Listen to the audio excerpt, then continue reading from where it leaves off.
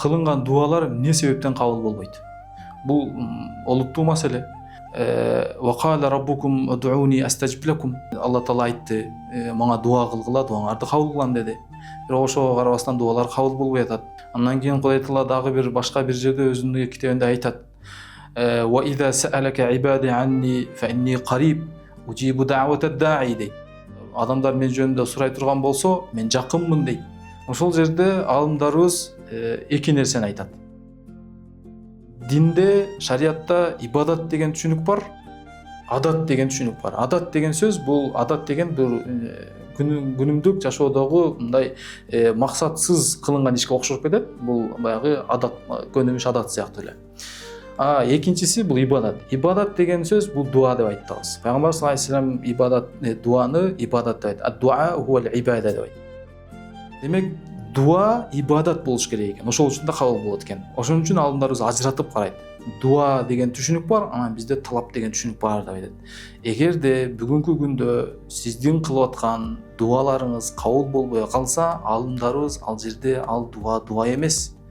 Балким ал талап болуп калышы мүмкүн деп айтышат. Талап деген эмне деген десе, талап бул сиз бирөөдөн бирдемени сурайсыз, ошол нерсе берилгенден кийин сиз сурооңузду токтотосуз, бербейсиз.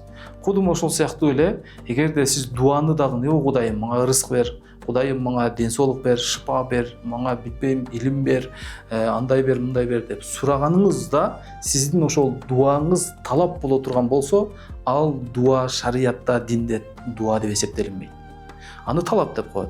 Ошондуктан дуанын маанисин ишке ашырыш үчүн алымдарыбыз эки шартты коет. Качан ошол дуа болот? Эки шарт менен. Биринчиси яқазатул қалби вал машаир деп айтат. Вал машаир иля мунажатиллахи таала деп айтат. Тагыраак айтканда, эгерде дуа кылып аткан учурда адам баласынын жүрөгү, жан дүйнөсү, сезимдери ойгок боло турган болсо, ошол нерселер концентрация деп айтабыз го, бир жерге топтолуп, максат, ниет, ыхластын түздүгү менен бир жолдо Кудай Таалага багыт ала турган болсо, ошол дуага эң жакын болот. Бул биринчи шарты. Сезимдер менен жүрөктөрдүн ойгоктугу.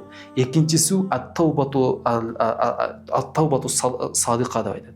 Ат-тауба садыка дегени чыныгы тообо кылып деген сөз. Адам баласы чыныгы тоободон өткөн болсо, чыныгы тообонун маанисин түшүнгөн болсо, ошонун негизинде күнөөлөрүнөн арылып, күнөөлөрдөн болушунча алыстанып, анан дуа кылган аракет кылат.